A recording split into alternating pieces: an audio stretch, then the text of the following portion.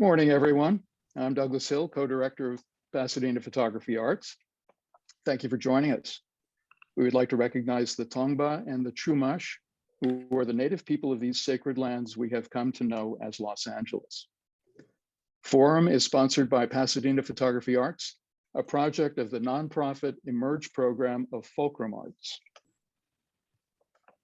Our mission is to promote diverse photography projects by established and emerging photographers worldwide through in-person and virtual exhibitions. In addition, PPA is committed to sponsoring educational programs by accomplished photography professionals. To achieve the mission, PPA's ongoing programming includes Open Show, Pasadena, and PPA Forum. We're also in the process of developing new programs, so please stay tuned. Pasadena Photography Arts presents a monthly program here on Zoom. Forum generally alternates with Open Show each month, although we will be taking a break for July and August this year. As a primarily volunteer organization, we have worked hard to keep the costs of these programs to a minimum, but there are expenses involved. We ask that you donate whatever you can by visiting our website, pasadenaphotographyarts.org, and clicking on one of the donate buttons. Underwriting one of these events is a great way to help out and get involved in what we're doing. Email us to find out how. For those of you who have not experienced Open Show, it's an international platform now in 31 cities and 15 countries, designed to give photographers at all levels an opportunity to show and discuss their creative projects. If you would like to submit a project of yours to Open Show, go to openshow.org and look for OS Pasadena East LA. Since we began, we've helped over 150 photographers get their work in front of an audience, many of them for the first time. While we welcome your donations, we also want your feedback. If you have comments or suggestions, please email us at one of the addresses on our website. When we return from our break in September, Forum will be very pleased to have as our guest Liz Sales, who will discuss her book, I Write Artist Statements, and her writing service that provides resumes, project proposals, press releases, and whatever else an artist might need to make their practice viable in today's fine art photography world. The next Open Show, which will be our 43rd installment, will be taking place in October. You can follow us and like us on Facebook and Instagram. During today's event, everyone will have the opportunity to type questions and comments into the chat box whenever you like. The event is also being recorded and will be made available on Pasadena Photography Arts YouTube channel. And now, let's let the show begin.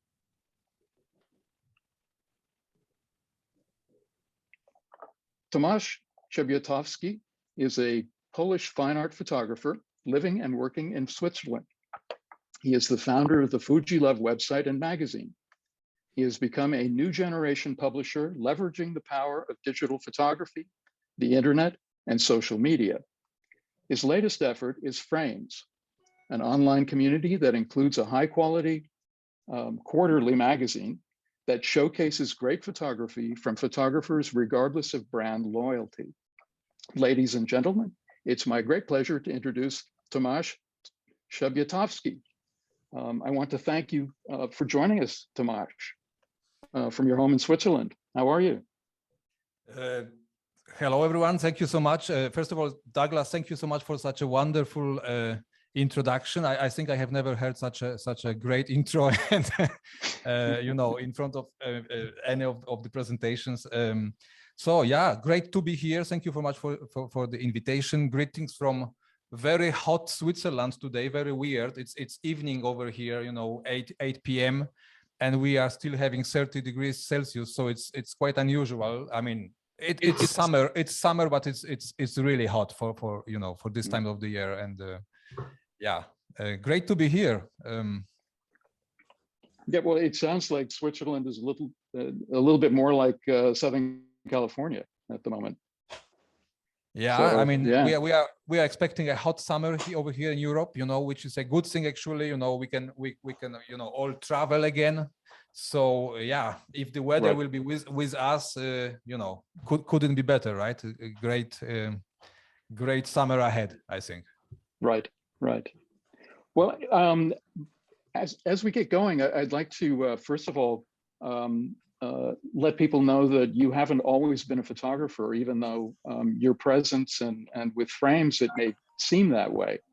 You're actually a very accomplished musician, and Hello. um, uh, I'm sorry. Yeah, thank you.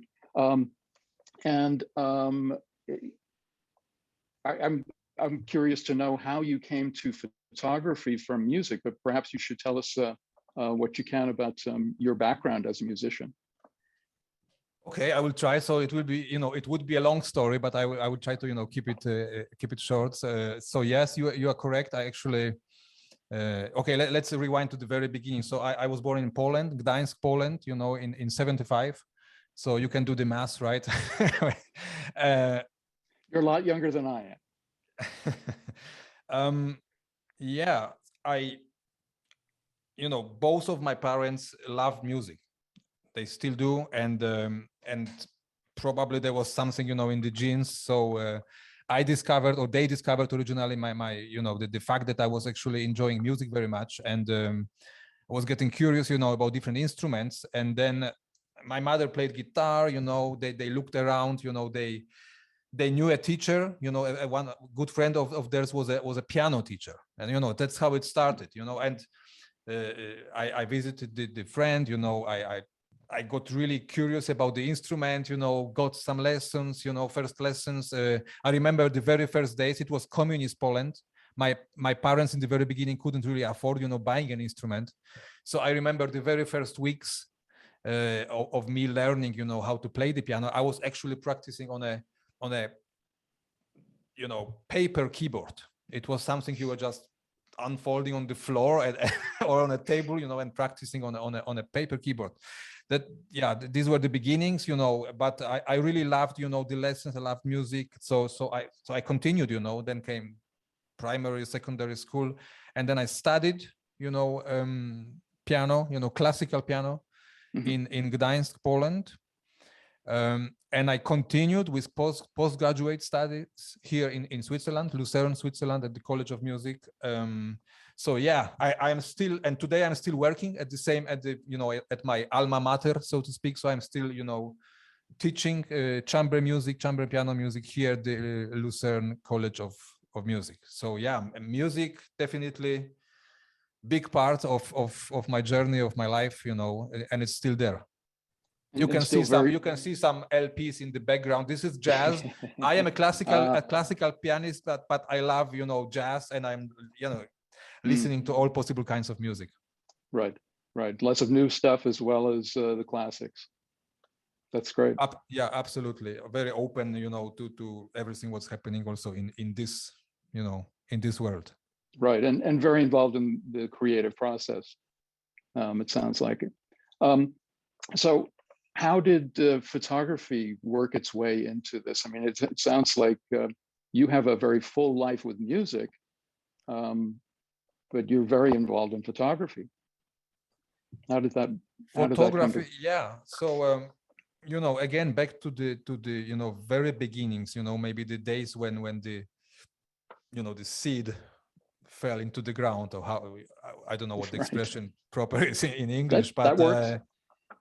My father was an amateur photographer, very enthusiastic amateur photographer. So he was back in the 80s and so on, 80s, 90s. He was using analog cameras those times, and I kind of so I had the first glimpse into the whole process. We had he arranged a dark room in our bathroom and so on. I was there. Sure. I was not yet extremely interested in this, but I was learning stuff. I was just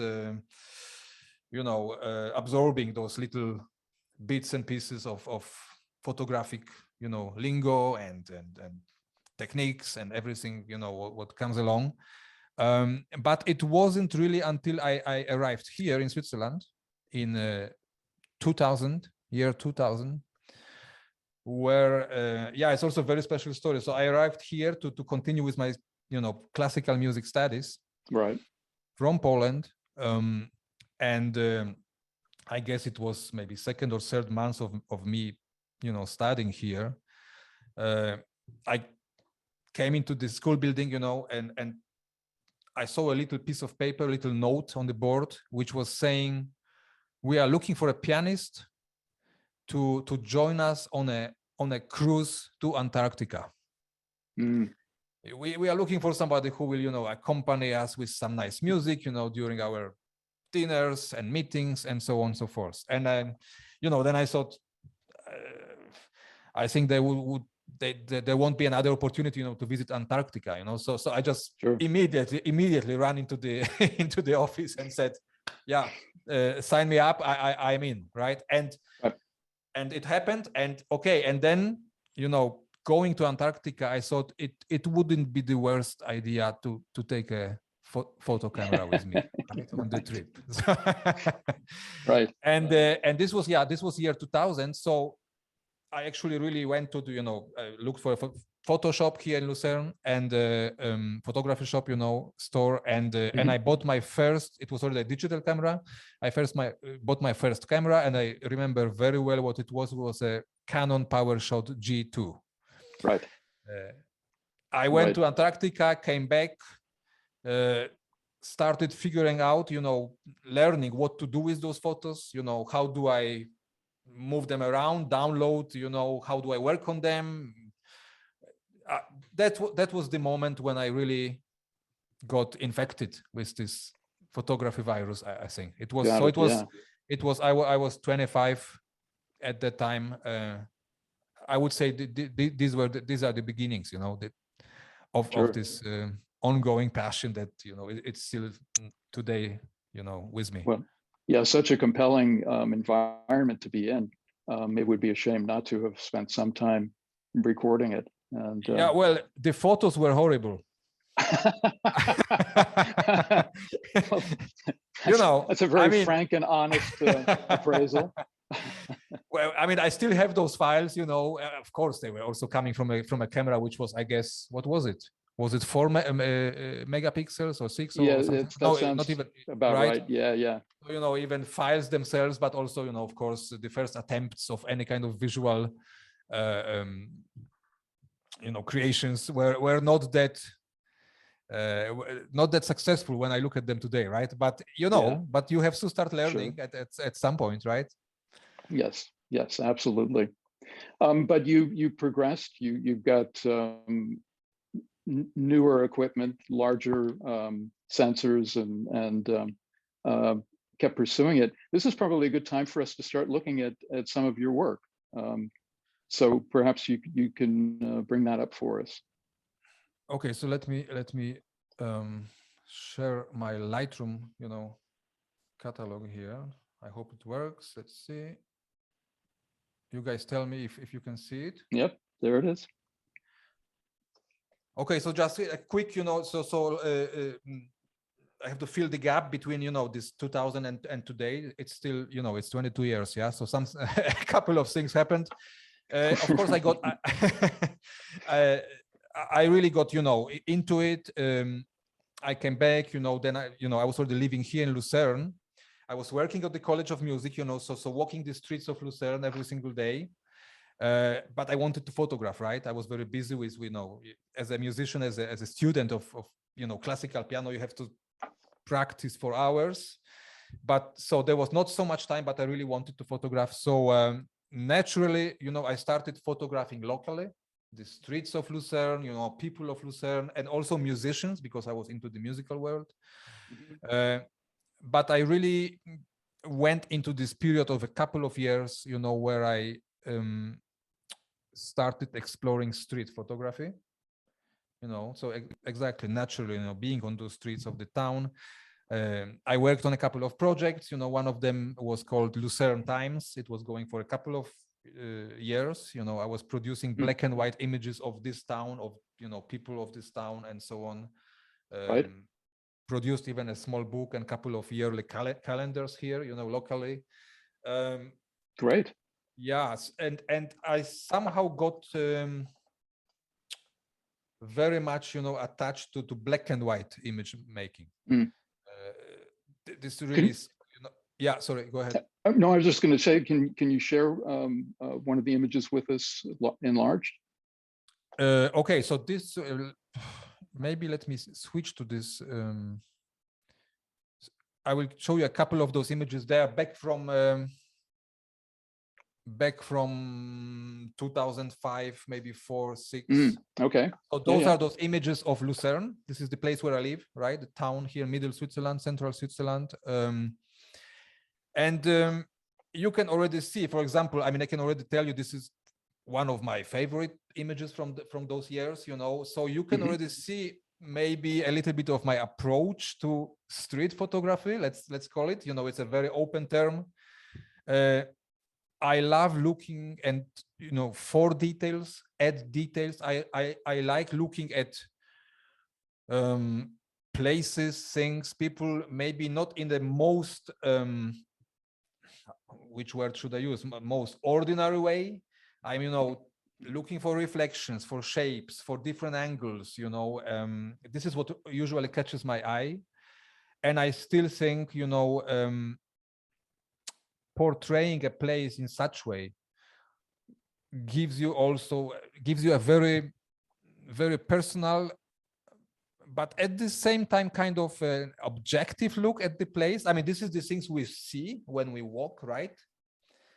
Or maybe not all of us see them in the very beginning, but certainly we look at them. Maybe they're familiar when we see them in your photographs. Right. But so the point of view is strictly yours. That's true, but I still believe in this kind of idea that I like the reactions of people that, for example, looking at this image. You might not have been to Lucerne and so on, and but people living here, looking at this image, suddenly realize, oh, where is it? And they start thinking, and this is the trees which are standing in front of our school. That's how they look like. But it's such a tiny detail, maybe it's a 50 centimeters tall, by 40, crop of this right, tree structure. Or what's the word for the bark? The bark, right? And suddenly they feel so much more attached, not only to those images, but also to the place.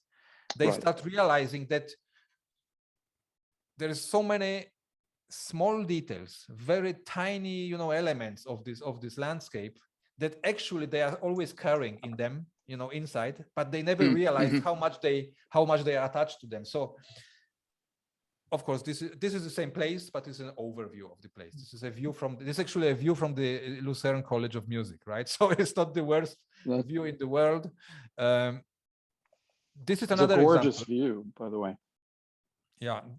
You can see I like very much contrasty black and white images. Again, this is very much, of course, again, it's a view, it's a clear, let's say landscape shot or whatever you want to call it of Lucerne, Switzerland. But I looked for lines, for contrasts, for shapes, right? So the tree is creating some kind of story in front of us here, and then it's playing games with the background, and I'm always looking kind of for different perspectives on actually the most ordinary places and things around us.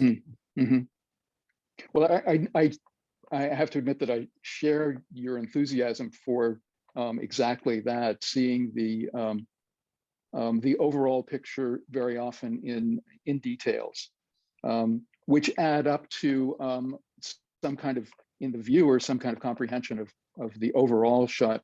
So the macro and the micro, as it were.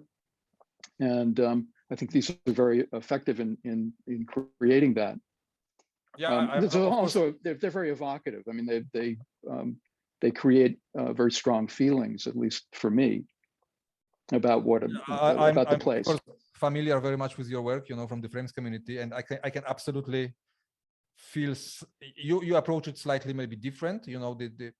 It's a different dynamics in your images. Maybe wider scenes, but I definitely see some parallels. And noticing the Sure. shapes, lines, details, and so on. This is a typical. This is already several years later. This is the very first image from a series, I started.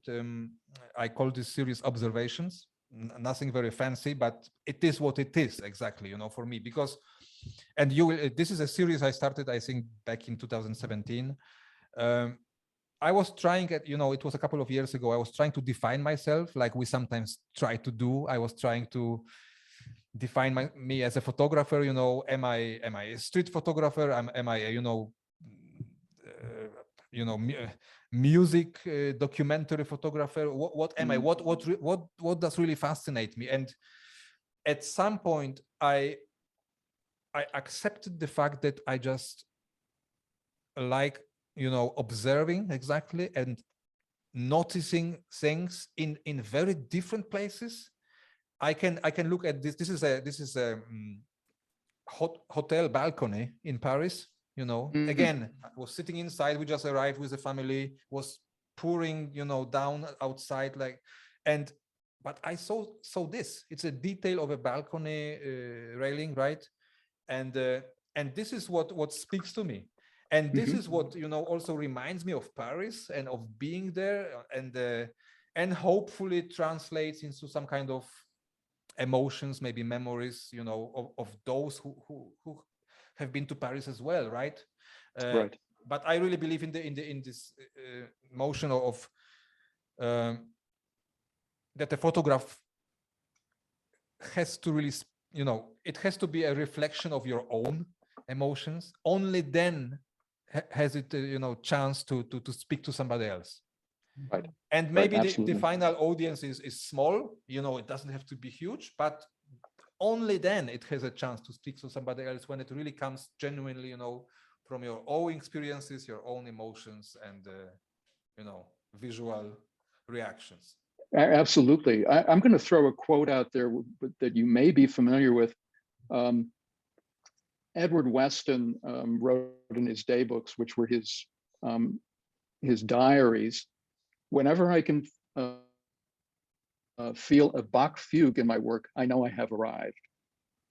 And that would happen for him in the process of actually shooting, but then also in processing, making prints.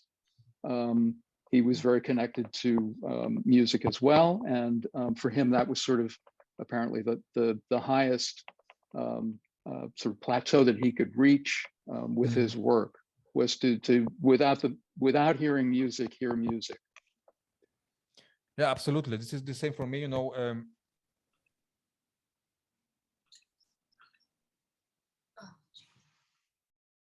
I do. Tomasz, suddenly you got muted. Unmute. Can you hear there me now? You are. Yes. Okay. Yes. What was I saying? I mean, it's being a photographer or any artist, for that matter, is I think it's this. I'm also a pianist, right? So right. It's this constant reconnecting with yourself. We change, we age, we notice different things, we have more and more different memories and experiences that we carry. So I think when you really find those moments on a regular basis, to look not only with the camera to the outside, but first to look into yourself, and then react with the lens, and the images will be a reflection of what's happening inside you, right? And right. so I can, of course, see, there's a thread, throughout all those years, main thread, I obviously react to certain things, and have certain preferences when it comes to, to images or to seeing. But there's always this moment of reconnecting, asking myself, what do I really enjoy, working on? And it's every day is a new day, and this is me. I know there are photographers who really kind of define themselves and then stick to it very, very clearly, very strongly for decades.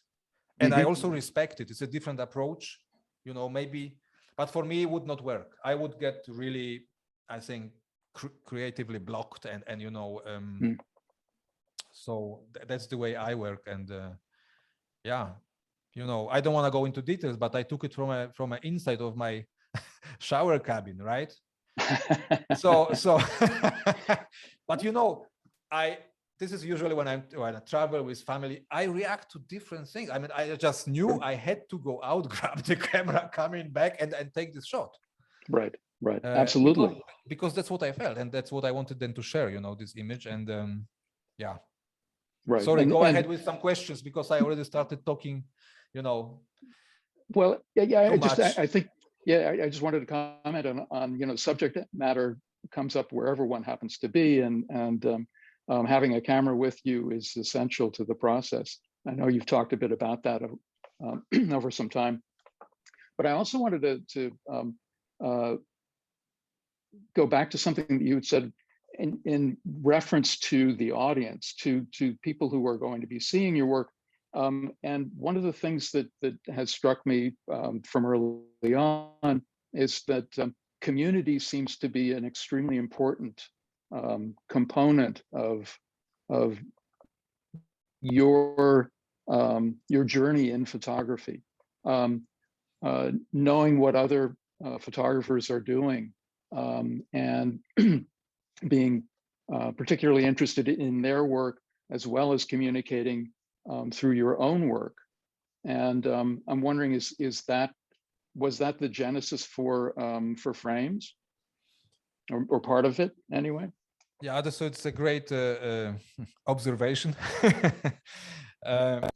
Yeah, you are touching on a very, very interesting point here, because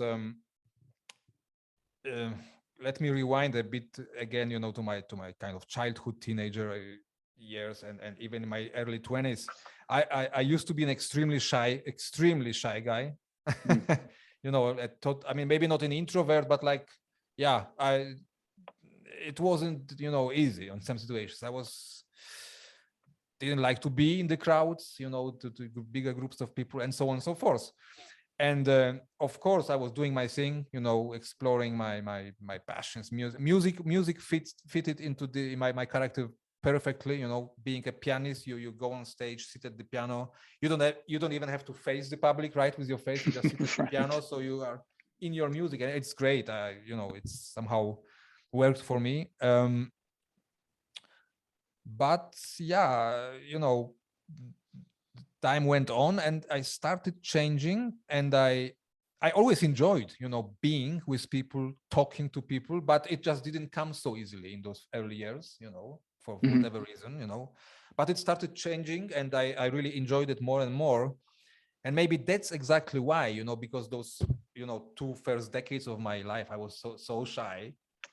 I kind of went also, maybe not to the another extreme, but, you know, I wanted to kind of catch up, you know, instinctively.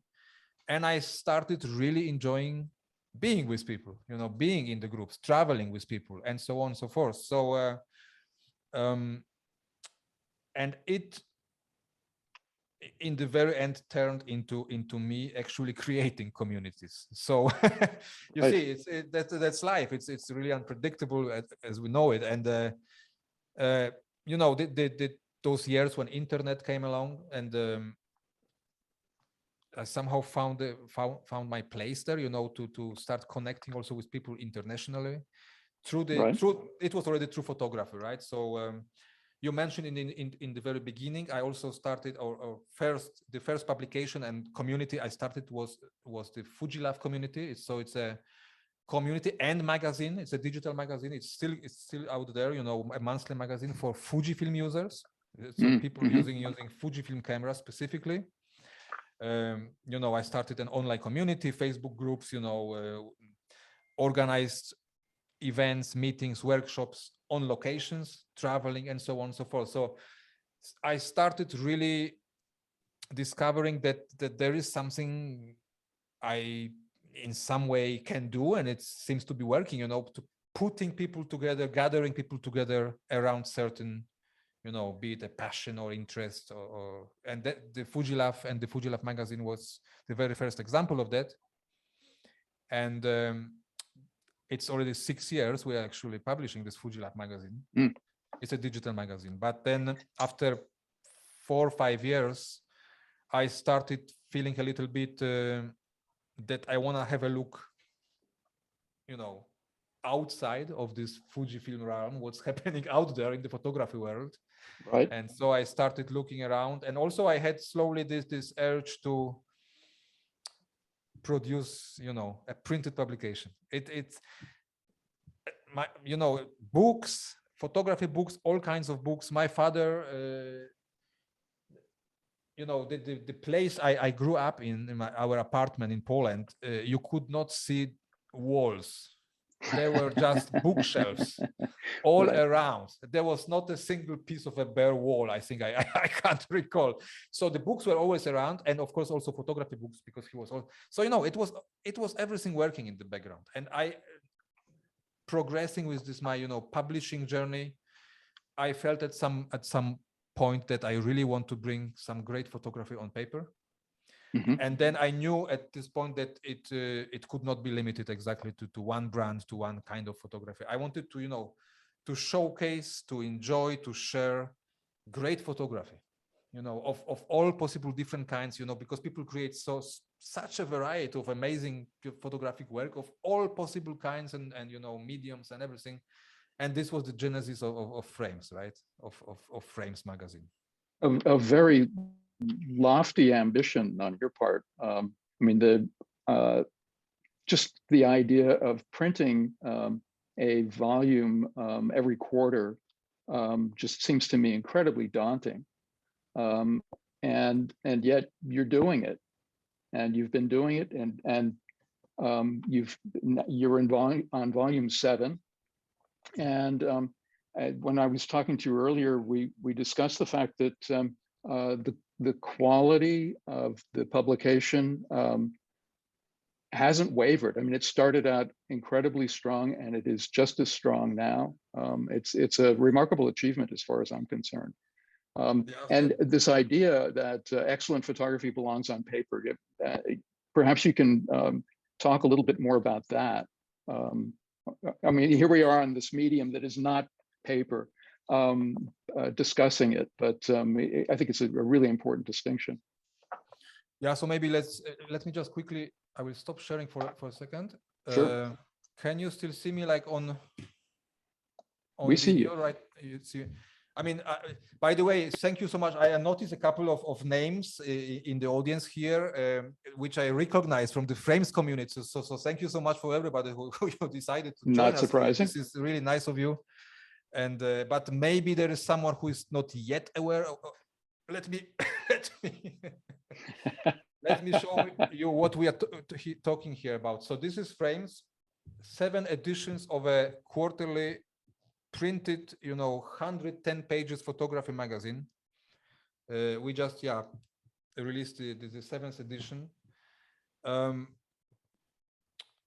The idea, like I mentioned, I felt this urge of producing something like this for a while, for a couple of years. I had some attempts, within the Fujilaf community, but I knew exactly I have to go a bit broader.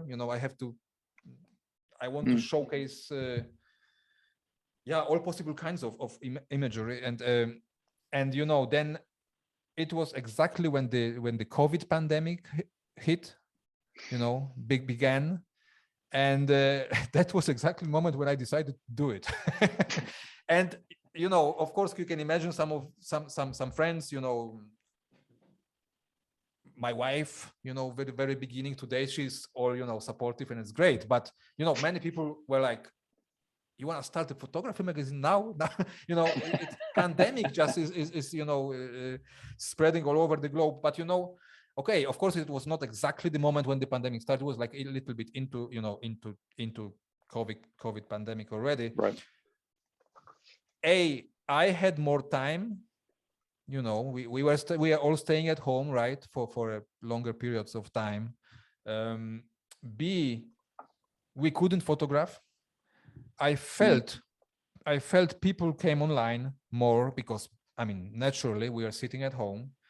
People were missing going out with the cameras, but we were all hungry for, you know, some kind of inspiration, right? For some visual impulses. We couldn't be out there, but we all wanted to consume something nice, and you just enjoy photography, learn it. And that was the moment. And actually the timing, you know, proved to be not bad at all. So I started with a newsletter, you know, I gathered, again, I started gathering, you know, creating a community around this idea. Started online with Facebook group, with the email, you know, newsletter, and so on and so forth. And but this was already everything with this final goal of producing the magazine, you know, in mind. And it happened, and the you know, response was very positive from the very beginning. People really were supporting me, you know, along this process of, you know, preparing the first edition, and yeah, here we are, you know, 7 editions later. Yeah. So well, and speaking of the first edition, was there someone's work in particular you thought, if I publish just one photographer, this is the person whose work I want to see in print? Yeah, so his work is on the cover, and I will tell. So this is Michael Kenna, and some of you probably familiar with work of Michael Kenna. I mean, sure. difficult not to be. Michael Kenna, definitely one of my personal, you know, gurus and idols, photographic idols. Probably has much to do with the fact that he's one of those guys who, you know, decided on what he wanted to do and kept doing it for 40 years. So photographing, you know, square black and white landscape images, and still doing it today. And I knew I want him in this first edition. And, you know, I had it's always a bit of luck is necessary, you know. I mean, it helps. Yes. Michael Kenna's daughter lives in Switzerland, and he occasionally visits Switzerland, you know, and even exhibits some of his work. So, you know, I spotted him. I found out where he was going to exhibit his work, and I had this privilege of meeting him in person, you know, explained the idea, and he was on board, and I was, you know, overwhelmed and happy, extremely happy, and it happened. And he's in the very first edition of the magazine. The magazine, for those of you who are familiar with the publication, you know what I will be talking about. But in each edition of the magazine, we are featuring 7 artists. The layout of magazine is very, very simple, but I think it is exactly what makes it kind of powerful and visually very striking. So each of the photographers is presenting 7 images. You always have the photograph on the right-hand side page, and the left-hand side page is, you know, reserved for his or her written word.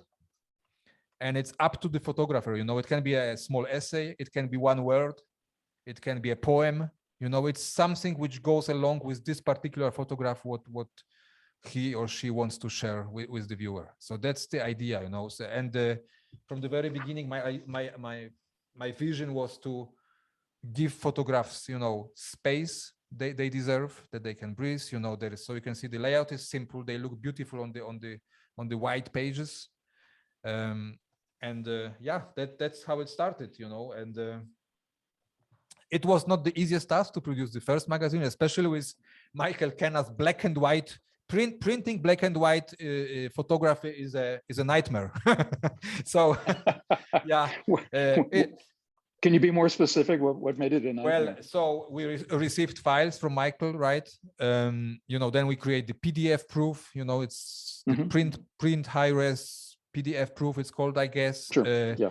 You start struggling with you know, screen profiles, combining them or translating them into printing profiles. You know, then you get this PDF proof. He was not happy. I mean, not completely happy with the first attempt. You know, you have to start adjusting it, and it's particularly tricky with black and white photography for some reason. Right. You can have the grayscale, you can have the RGB, you can have the CMYK key. I was still even learning most of this stuff. I mean, when it comes to printing, of course. Yeah. So this was but you know, it was a challenge, and I love challenges. So you know, step by step, step by step, we made it happen, and and Michael was happy in the end, you know. So That's fantastic. Well, I have a question for you. Is your printer local to you? no, so we are printing frames in the UK. Okay. I was looking for printers. Was another task, you know. It was not easy. I was really, you know, the idea is you can't really see it on video here, but it also smells nice. It's a beautiful publication. It's a beautiful paper. I was looking really for printers who can you know deliver this kind of you know quality and also image reproduction in the character I was after, right? Right.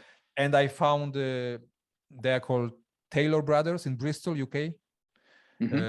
Have been already printing different kinds of high quality magazines, and you know when I saw their work and you know received the samples, looked at the pages, I knew I was going to do it with them, right? So yeah, I am here in Switzerland. Magazine is being produced in the UK and then shipped internationally also from the UK.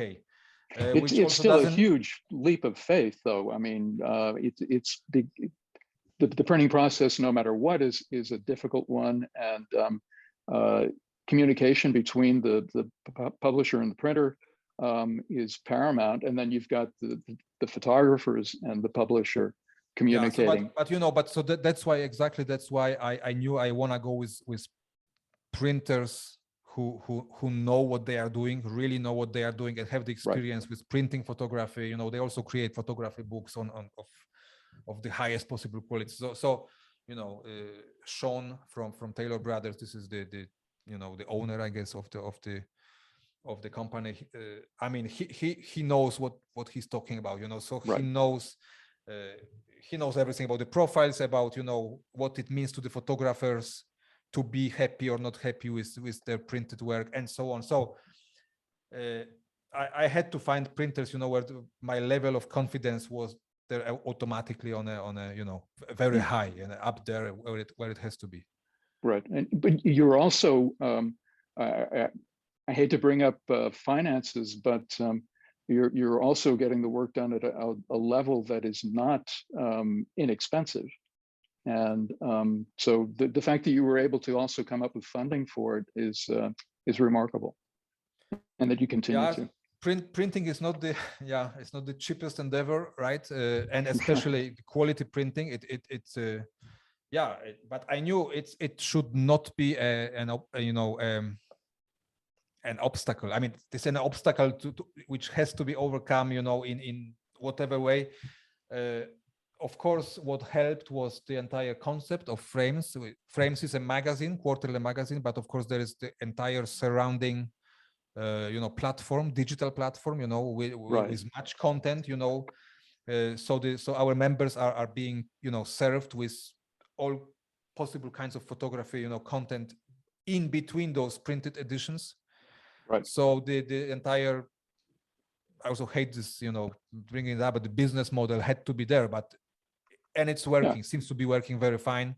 You know, 4 editions of the magazine, monthly editions of digital companions, Frames digital companions, a smaller kind of digital publications, you know, every month. We have an artist in residence series now with invited photographers who are taking us on the journey, on their process of creating images, you know, and sharing their creative process, you know, thinking behind the frames and so on. So so it's based on a subscription model, which, you know, your subscription payment includes covers all of those elements of the Frames platform, and that's why printing a book like this of 110 pages every 3 months is possible. And you know, I can still, you know, put some bread on my table. So that's how it works. But yeah, you are correct. It's not and the cost, you know, and in today's international situation, some of the costs going up a little bit. It's I'm also observing, you know, this from this perspective. It's knock on wood, you know, things will come back to normal.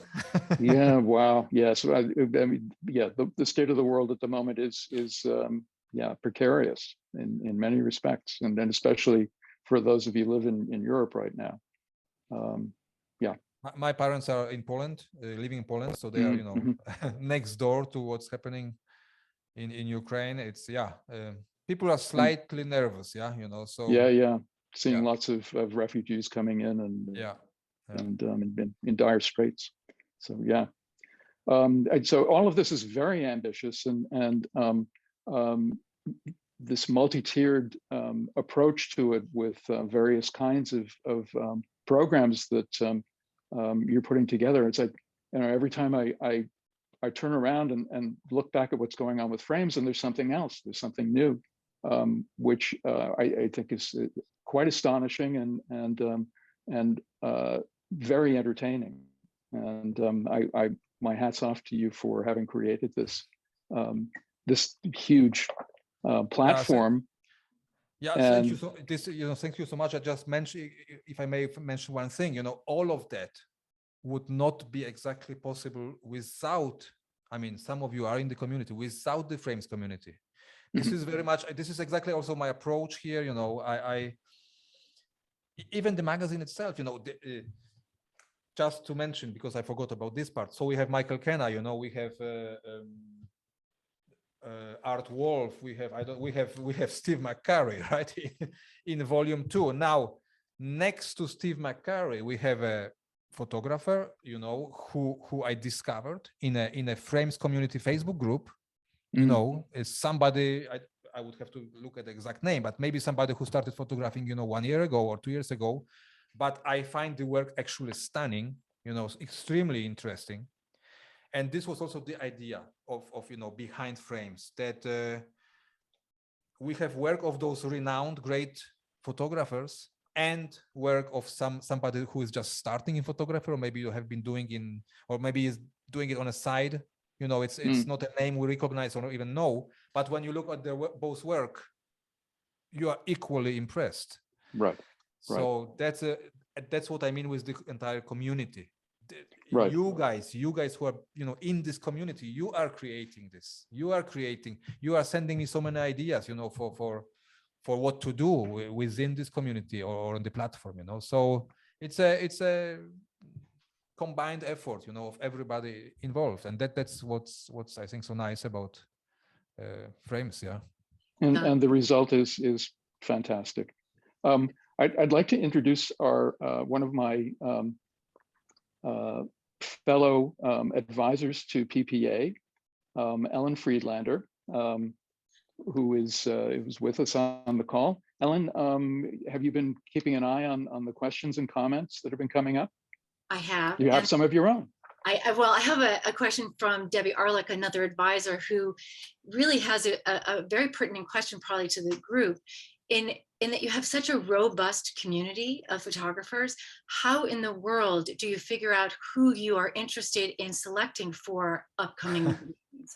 Because that is got to be its own little conundrum. Yeah, absolutely. I mean, this is it's a task, you know. It's not possible to accomplish. I mean, we feature 7 artists in a magazine, a couple of more, you know, couple of them on the website, you know, and in the digital companions.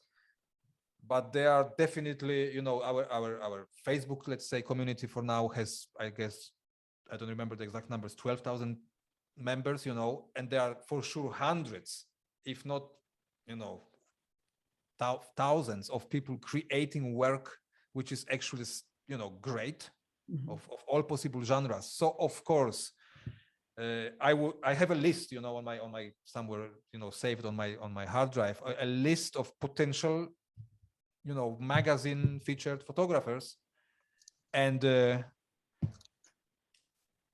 each, you know, every 3 months it's a couple of sleepless nights, you know, here, because I have to make the decision. Of course, I have a couple of, you know, I have a small team, you know, some of you may know, you know, Scott Olsen is there, you know, Rob Wilson, and sometimes we bounce, or, you know, these ideas of each other and discuss something, but in the end I have to make the decision, and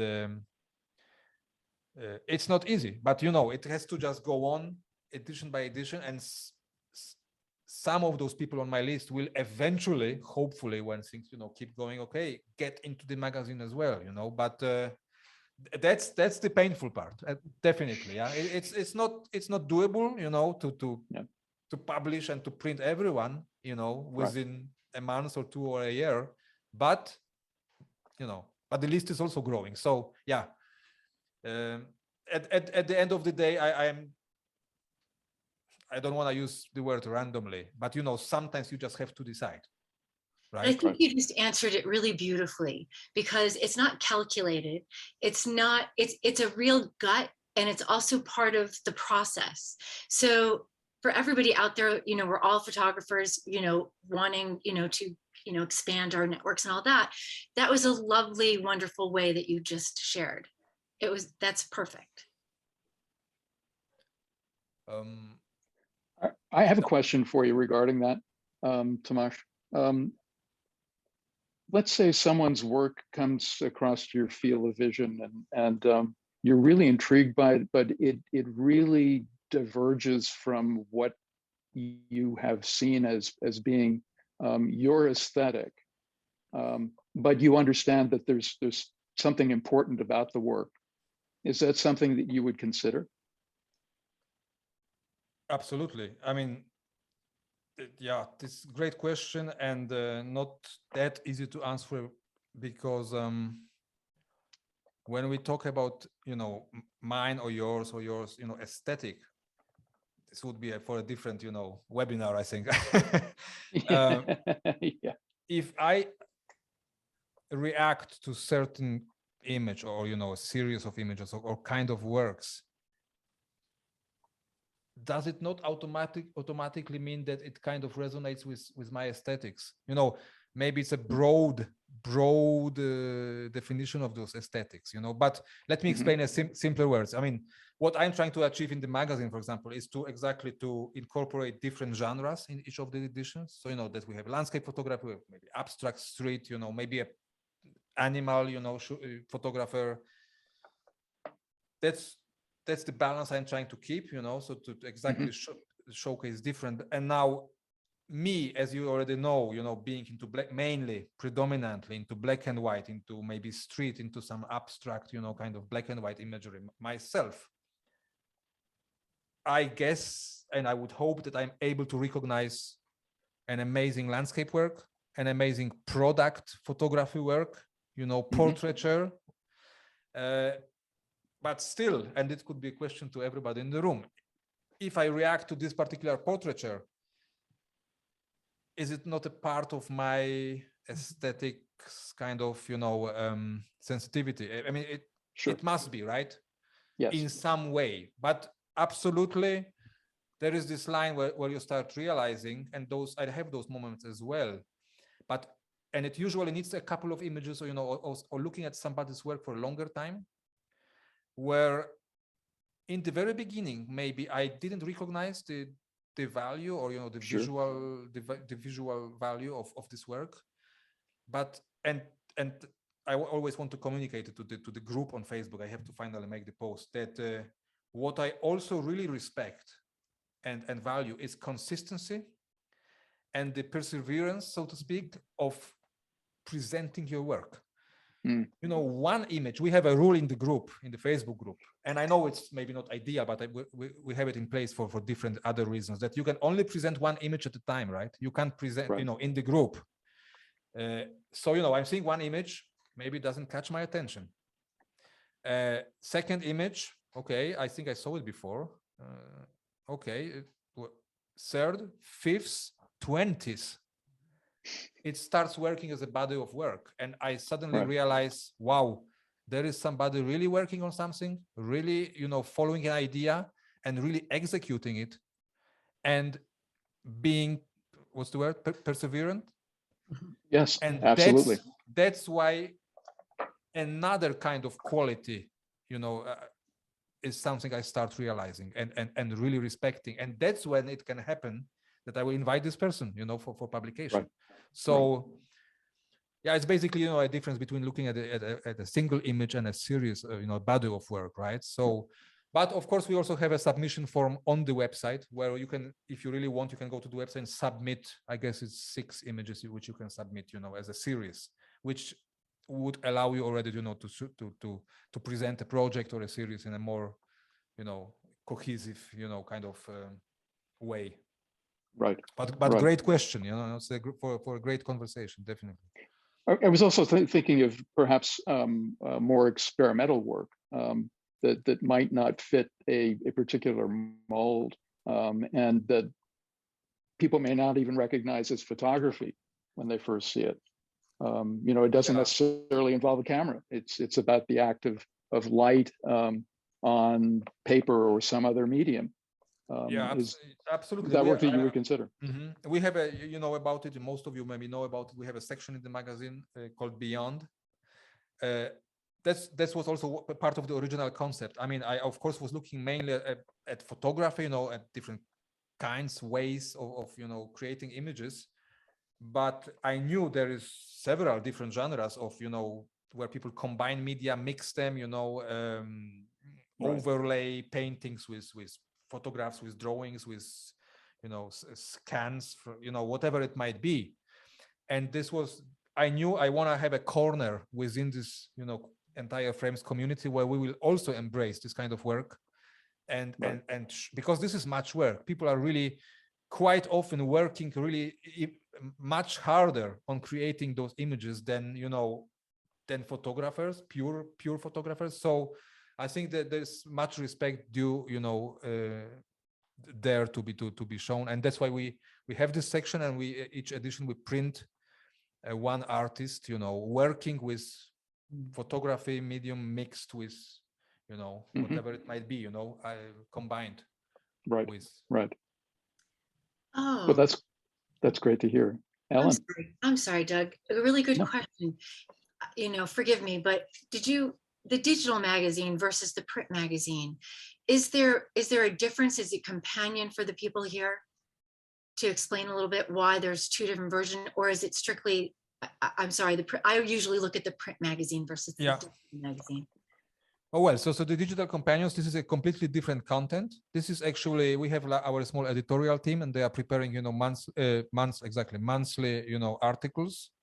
You will find actual, in classical articles, photography related pieces in the digital companions, we have also Scott Olsen writing about, choosing two photographs from the community and kind of analyzing them, so that you will find more. I mean, there are photographs obviously in the digital companions, but you will also find more written content, so essays, thoughts being discussed. It's a little more heady. It sounds like a little bit more intellectual, a little bit more stimulating. Absolutely, this is monthly dose of you put it exactly right, intellectual stimulation to enjoy, and also to push your own photography forwards, right? Because there is much going in our heads, which then also manifests itself in our images. So that's the idea with the digital companions. That's wonderful. And then Mark Indig has a question. Has the explosion of contributors and members created any unexpected problems? Because the community is just so much bigger than it was, 2 years ago, 1 year ago, 6 months ago. So I mean, problems. Let's call them problems. This is fortunately problems which is not so bad to have, of course. I mean, of course, the community on the Facebook group, grew a lot, and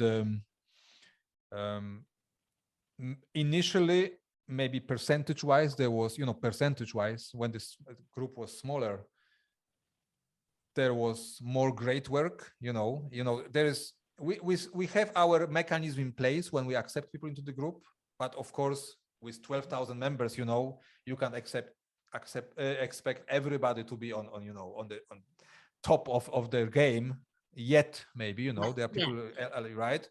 So definitely, this amount of people makes it more difficult to choose the work. I mean, there is even more good work. So I mentioned before, it's also difficult to choose the people to publish in the magazine or on the website, right? In terms of what you said, Tomasz, I want to emphasize what you said, because it's like the new person coming in, and so maybe they're not at the highest level, but because they're part of this community that is really focused on reaching a pretty high standard, you're educating. By being part of the community, their eyes are being, changed, and their content is being expanded. And so they're going to, if they stay with it, grow. Yeah, absolutely. So, I mean, I'm aware of this, and we can see it in the statistics. We have, of course, I think the biggest part of the community, is people who are not sharing their work. It's maybe, maybe 60 or 70% of people, who are, but I would hope they are watching, they are learning, they are realizing what kind of work can be done, what kind of approaches are out there, and so on and so forth. And we occasionally have those moments when somebody, right, shares a post in the group, and okay, finally, let me show the very first image. I'm very nervous here, but let me show this very first image of mine, and very often it's an excellent photograph, So definitely educating, opening their eyes, it's one big part of what Frames community should be, all about as well, right? Yeah, that's fabulous. And there's a question from another participant here who would like to know, how large is your distribution right now for the magazine? How many people are on the list? So, okay, I think I'm sorry, I'm never sure. We exchanged messages a couple of times with Bodevin. I'm not sure how to pronounce your name, so I apologize if it's really, but yeah, we are currently printing around 4,000 copies of the magazine. Right, so it's the members, it's the subscribers to the magazine, and I guess this is what you were asking about, right? That's amazing. It's an amazing accomplishment. I don't know. Wired magazine had 1 million subscribers, as far as I know. But yeah, you started this 2 years ago, and yeah. Thanks so much. Yeah, it's impressive.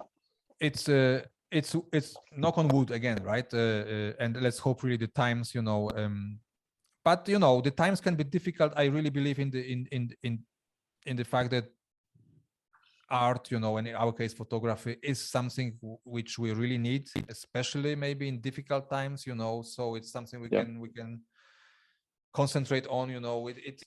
It helps us, to keep going through those difficult times, and yeah, that's also one of the aspects, of the entire undertaking here. I mean, and not that I am hoping for difficult times, but you know what I mean.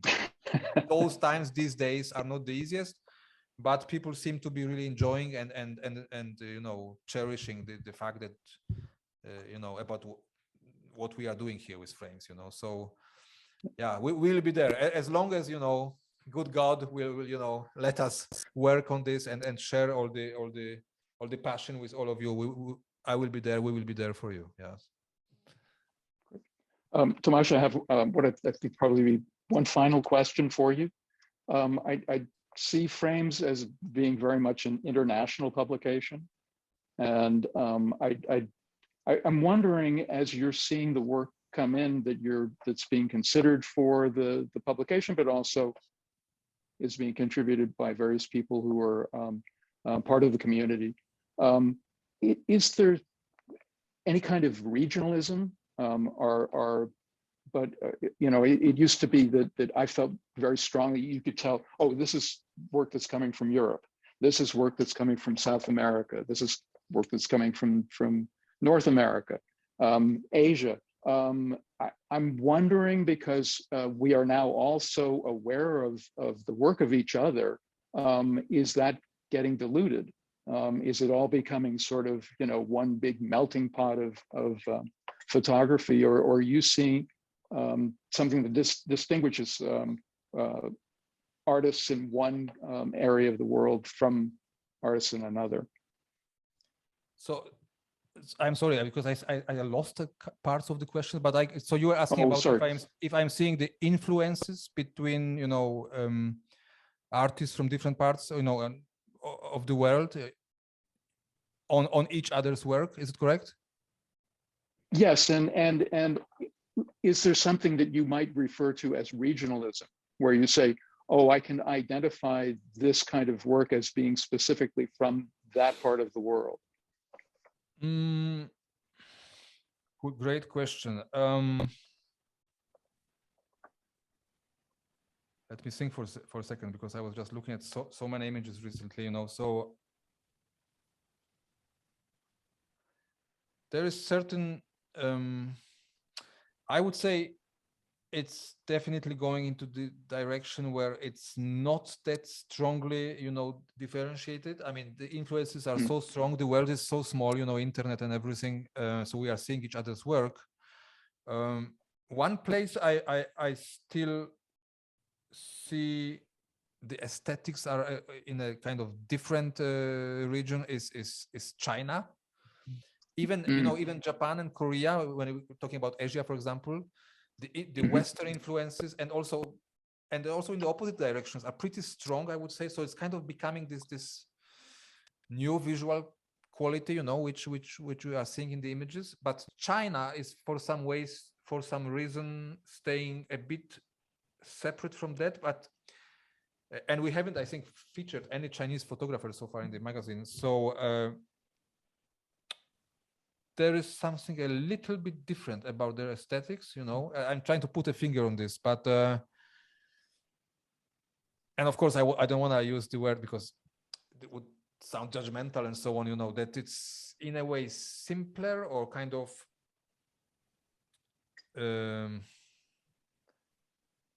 but I think, yeah, it's in a way simpler, you know, when you see the composition of the images it's very colorful very often, it's very in your face. So I would say maybe there is like less sub-meanings, you know, in the images, but exactly, I don't want to use this word here because I think the aesthetics, you know, are working on a different level there.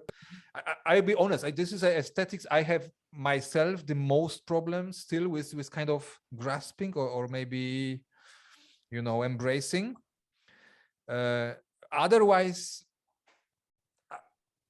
I would say no. It's really an international pot of, you know, visual influences that kind of create the imagery, you know, in the, I mean, it does not depend on your geographical location. I mean, I have seen really photos from Japan and photos from I don't know, Russia or US, which I would not be able to tell you, you know, that the photographer was coming from this or that location. I don't know, maybe your impressions are different, but No. I'm really curious to know because you're seeing so much more work than I am,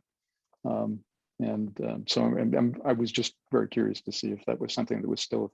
It's definitely you know, definitely a strong, and it's already, you know, many years. It's a strong influence, of course, of you know, internet and social media and everything. So we are being, you know, inspired, influenced by each other so strongly. Yeah, which is not a bad thing. Maybe, you know, maybe at some point we will go and not again in those other directions. You know, people will start to kind of trying getting back to the roots and, you know, kind of connecting with, you know, their images with their original cultures, you know, in some way. It's definitely a process. Again, it's a process, reinventing, you know, rediscovering yourself, and probably also will be happening in the history. Right. Look, I have one last question. Great question to end on. Okay. Would you consider curating a gallery exhibition at some point in your time here in the future? Yeah, so it's interesting question. So I'm actually right now as we speak, you know, we are in some kind of conversations with the community itself, a frames community. We will be creating something which will be called the Frames Photography Circle, which will be this most how should I say, you know, a circle of the most involved, most serious, you know, people out there, you know, working on their photography, you know, on a daily basis, and really thinking about exhibiting, publishing, and so on and so forth, you know.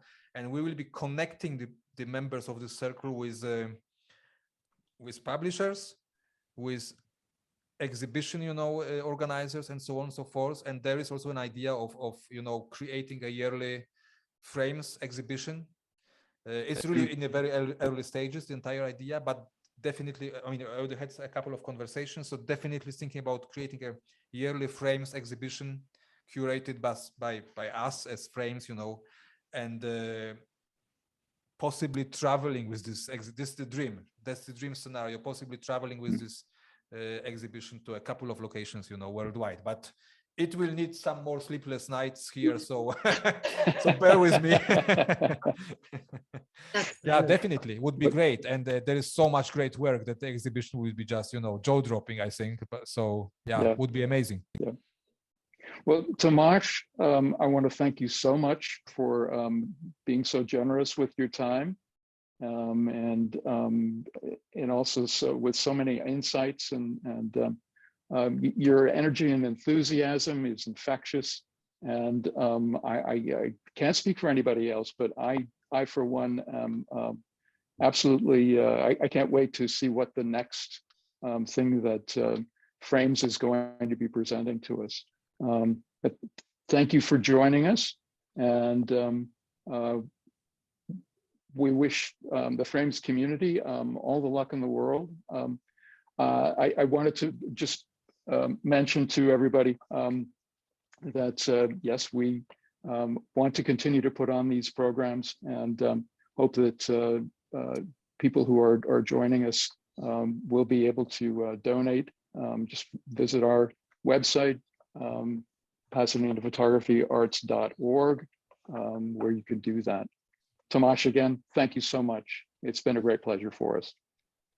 Thank you so much once more for inviting me, and yeah, everyone have a great week, and hopefully see you online somewhere, or maybe on in person at some point. Would be amazing. Thank you so much once more. Thank you. Good day, everybody. Bye, everybody. Bye-bye.